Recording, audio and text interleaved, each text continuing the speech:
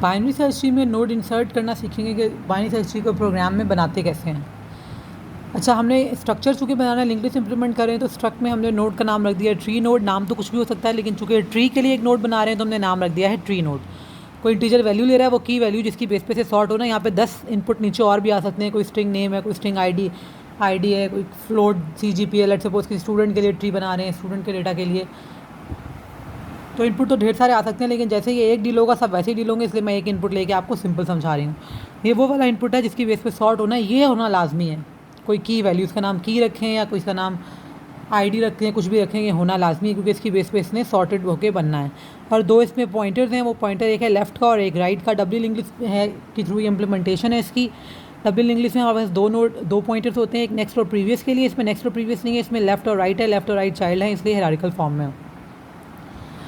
एक इसमें global pointer है, जैसे वहाँ पे हेड होता है, यहाँ पे रूट है। टर्मिनोलॉजी ट्री की रूट थी, इसलिए इनिशियली ये क्या है, नल है। सिंपल वही काम है जो हम ऑलरेडी इंग्लिश में कर चुके हैं। अब मुझे इंसर्ट करनी है नोड, लेकिन हर नोड ने कोई नंबर है, कोई इंटीजर वैल्यू है जिसकी बेस पे सॉर्टेड बनना है। तो ये मैंने वो इंटीजर नंबर पास यहाँ से की वैल्यू पास होकर आ रही है।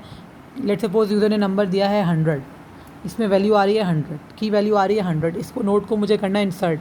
सबसे पहला काम, न्यू नोड के नाम से एक ऑब्जेक्ट बनाया। पहले हम OBJ के नाम से बना रहे थे, लेकिन फ़र्क नहीं पड़ता, नाम कुछ भी हो सकता है। ट्री नोड के नाम, ट्री नोड टाइप का हमने एक ऑब्जेक्ट बनाया है न्यू नोड, और एक वेरिएबल बनाया है टैम्प, क्योंकि अगर ऑलरेडी कोई नोड इंसर्टेड है तो ट्रेवर्स करके जाके मुझे जगह ढूंढनी होगी।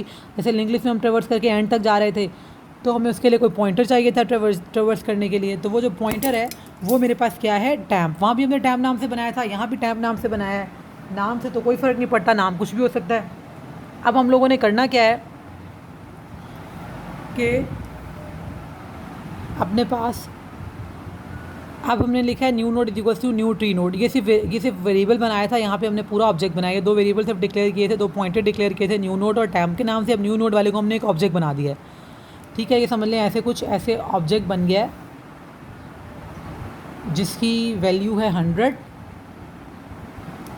वो नम जो यहाँ से पास होकर आया था वो हमने वैल्यू वाले पॉइंटर को दे दिया, तो वो वहाँ पे क्या जाके सेव करेगा 100। और इसका लेफ़्ट और राइट दोनों को कर दिया है नल, तो लेफ़्ट और राइट दोनों पे क्या सेव हो गया है, नल। ऐसे मेमोरी एलोकेट हो गई है इसको। अब हमें एक बनाना क्या है, ट्री में इसकी जगह देखनी है कि ये क्या है। ये बनने के बाद if root equals to null वहाँ कर रहे थे, if head equals to null, कि अगर पहली नोड ही नहीं बनी तो यकीनन जो नोड बनी अभी वो पहली नोड ही होगी। जो रूट एक ग्लोबल पॉइंटर था, वो पॉइंटर अब इसको पॉइंट करेगा रूट का। हम लिख रहे थे head is equals to OBJ, यहाँ लिख रहे root is equals to new node. कोई नोड नहीं बनी थी, तो जो पहली नोड है वही रूट नोड बन जाएगी, तो रूट का पॉइंटर इसको पॉइंट करेगा। रूट का पॉइंटर एक ग्लोबल पॉइंटर है जो हमने पहले बनाया था। लिंक लिस्ट में हम यही सेम कॉन्सेप्ट पढ़ चुके हैं, तो लिंक लिस्ट के थ्रू इसकी इंप्लीमेंटेशन कर रहे हैं, तो ऐसे ही होगा। अब एक नोड बनी है और वो नोड बन गई है रूट, पहला इनपुट इंसर्ट हुआ। ये इफ़ चल गया है तो इस प्रोग्राम का एल्स तो चलना ही नहीं है। एल्स को छोड़ दें, दोबारा गए, दोबारा से इंसर्शन हुई, उसने एक नया इनपुट दिया। लेट्स सपोज अब उसने इनपुट मुझे दे दिया है 50।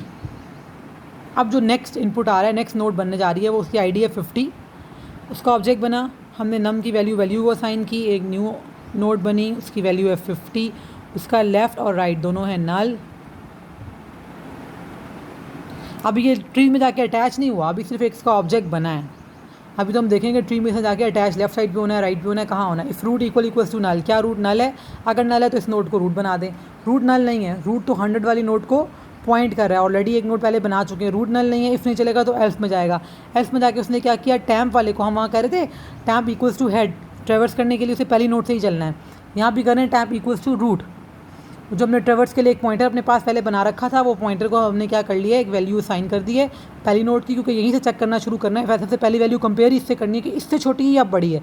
इससे छोटी है तो इसकी लेफ्ट पे जाओ, इससे बड़ी है तो इसकी राइट पे जाओ। अच्छा जी, हमने रूट असाइन कर दिया टैम्प को। अब हम कह रहे हैं while temp not equals to null. ये टैम्प खुद नल ना हो, जब तक नल नहीं होता।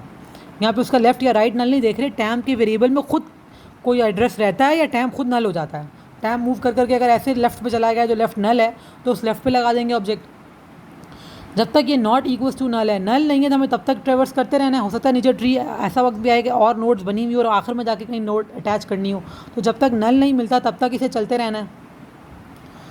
While temp not equals to null, temp अभी रूट है, ये नॉट इक्वल्स टू नल ही है क्योंकि इसके पास रूट नोड का एड्रेस है जो कि क्या है आपके पास 100 वाली नोड है, ये नॉट इक्वल्स टू नल ही है। अब हम कह रहे हैं नम की जो वैल्यू है, नम आ रहा था 50, ये नम वेरिएबल जो वैल्यू लेकर आ रहा था वो 50 आईडी लेकर आया है। क्या ये लेस देन है टैम्प की वैल्यू से? टैम्प रूट नोड का नाम है 100 वाली का, और उसके अंदर वैल्यू के वेरिएबल में 100 सेव है। क्या 50 लेस देन है 100 से? यस, 50 लेस देन 100 से। फ़ौरन जाओ देखो इफ़ टैम्प का लेफ़्ट क्या इसका, ये इफ़ के अंदर अगर मैं कोई चीज़ लिखती हूँ उसका मतलब होता है temp left not equals to null. ये नल ना हो, इसमें जो चीज़ ट्रू हो वो चेक होती है। ये लाइन आप लिखें या लिखें temp left not equals to null, बात एक ही है।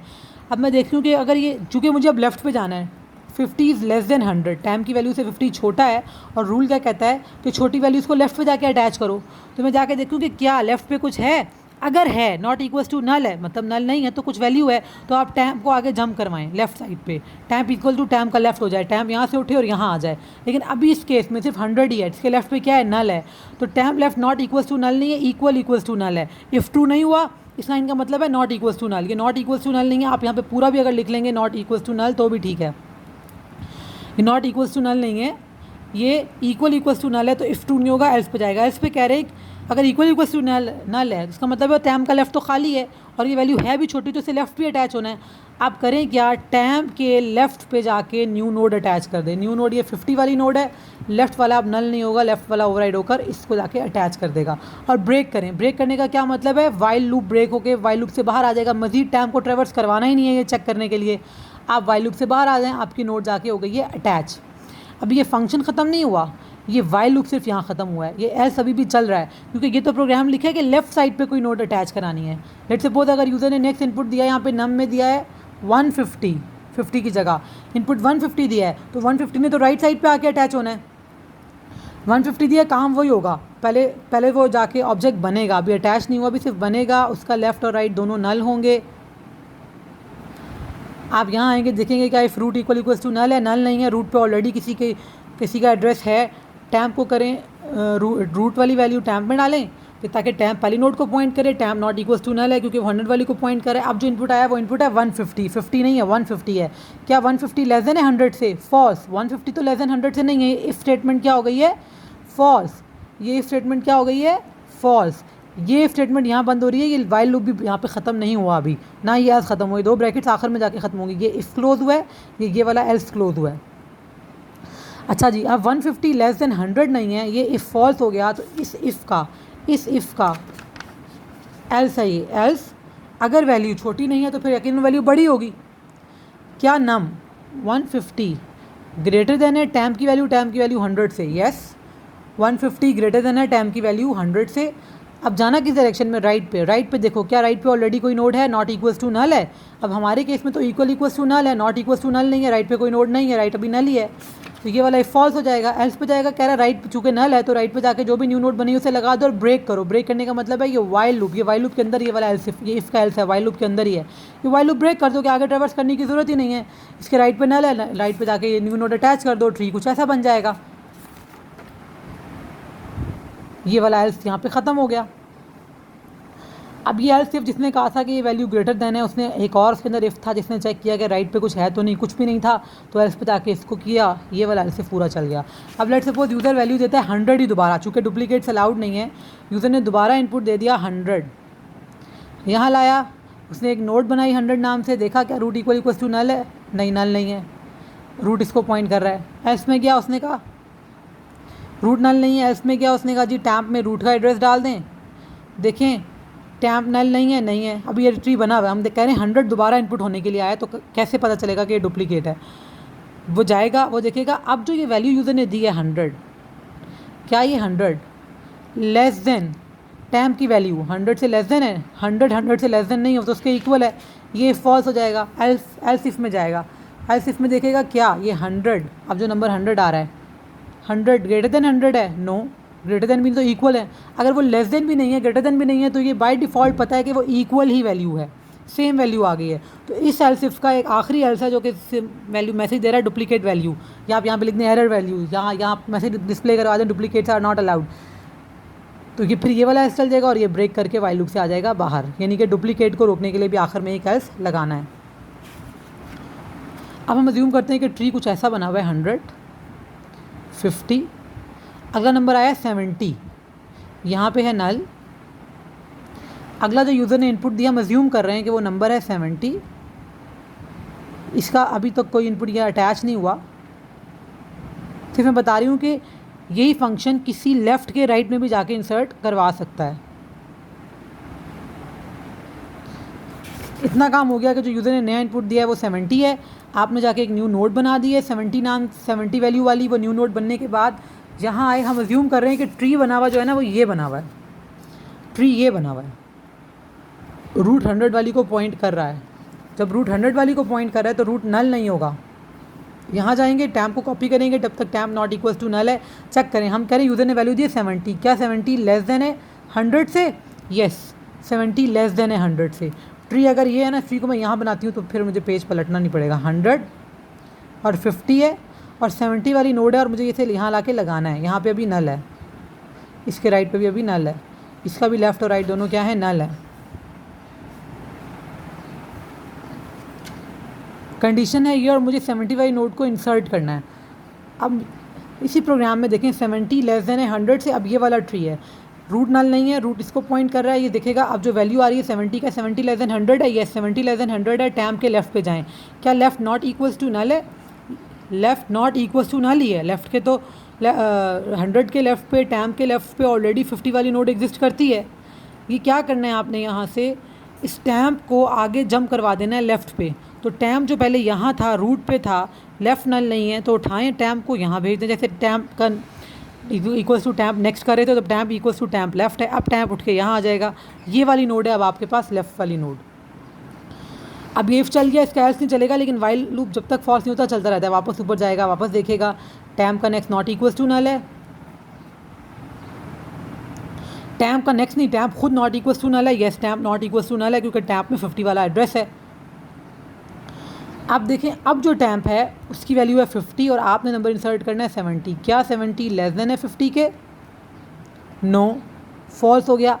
सेकंड आइट्रेशन में वाइल लूप की ये वाला इफ फॉल्स हो गया, ये इस वाले एल्स में जाएगा, इस वाले एल्स में जाके देखेगा क्या जो नंबर आप दे रहे हैं 70 वो ग्रेटर देन है 50 से। अब हम यहाँ खड़े थे ना, टैम्प यहाँ से यहाँ आ गया था। येस वो ग्रेटर देन है 50 से, तो राइट पे जाएं क्योंकि इसने इसके राइट पे आना है। क्या right not equals to null है? False. Right equal equals to null है।